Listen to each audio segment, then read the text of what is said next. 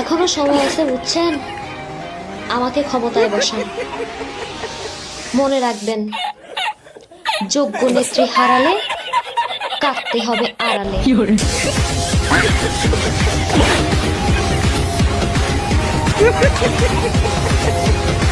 সোনা, কেমন আছো?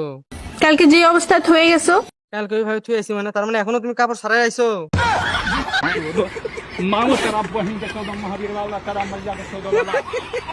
টাকা अच्छा চাইলে আমি উড়াতে পারি, তো উড়াস না কে?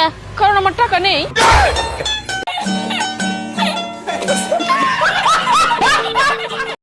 কেরে বন্ধু, তোর তো হ্যাঁ স্কুল গেতে দেখি না।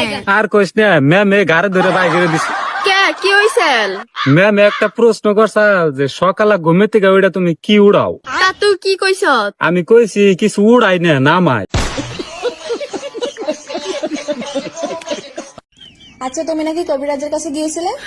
হ্যাঁ গিয়েছিলাম। কেন গিয়েছিলে বলো? তোমাকে হাতের মুঠে রাখার জন্য একটা তাবিজ আনতে। তো আনছো?